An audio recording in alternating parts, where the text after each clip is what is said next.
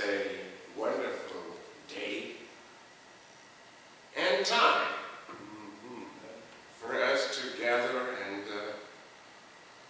think about the Easter event, a time of renewal, recreation, new life.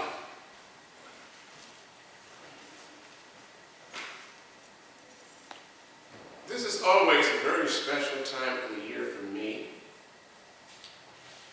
because in many ways I really do love to try to go back to that week, Passion Week, and to try to understand the life of Jesus. And I feel that too often we separate Easter from what's gone before Easter.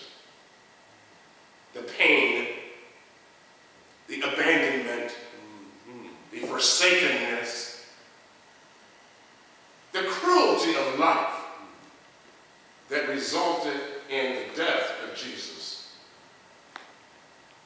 on the cross, the real execution of this prophet from Nazareth. And it is important for us to understand that. All that led to what we now celebrate as Easter. Let the words of my mouth and the meditation of my heart find favor in the heart of God, the heart of the universe, I pray. Amen. Amen. I'm reading from John, the 18th chapter, the 33rd verse. So Pilate went back inside the praetorium and called Jesus, saying, "Then you are the king of the Jews." Jesus replied, "Are you saying this of your own accord, or did other people tell you about me?" I'm reading from the Bible translation, if it's kind of unusual for some of you.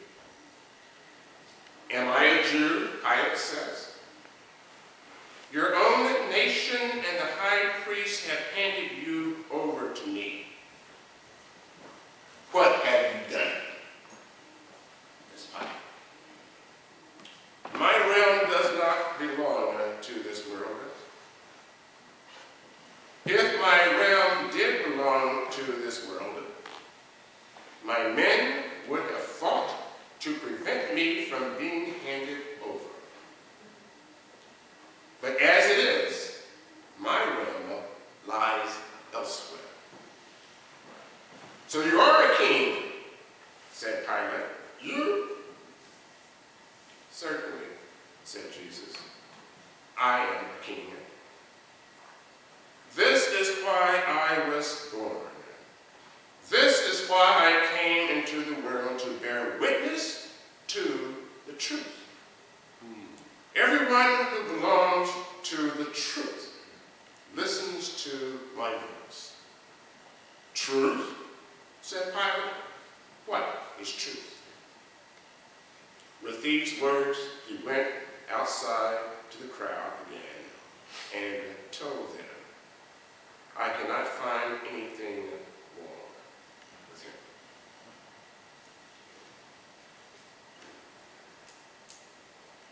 This is from the Gospel of John. And it is very likely that the scene of Jesus before Pontius Pilate is not historical.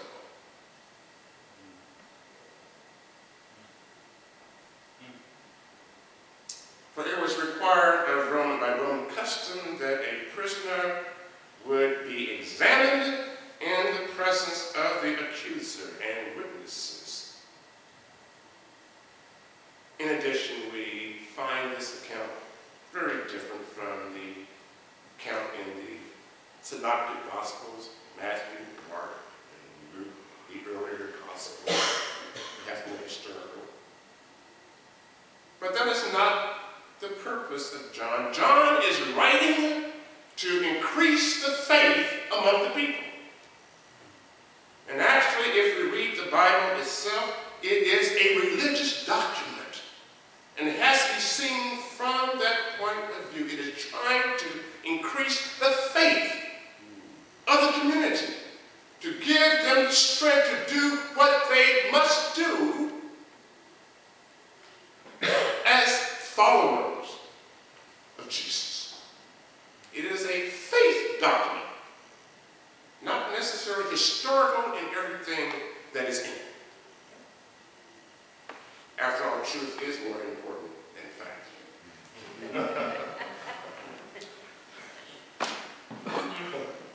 Clearly, Pilate's interest in Jesus was whether or not his purported kingdom or kingship was threatening to the rule of Caesar. That was his concern. He didn't care about what it did to the Jewish community. The question was, is this a threat to Caesar, to Roman rule and Roman order, to Roman national security? When Jesus states that his kingdom is not of this world, Pilate is happy, relaxes, let it go. I find no fault in him. It's almost like he's a preacher who's going to keep people quiet. His kingdom is not of this world.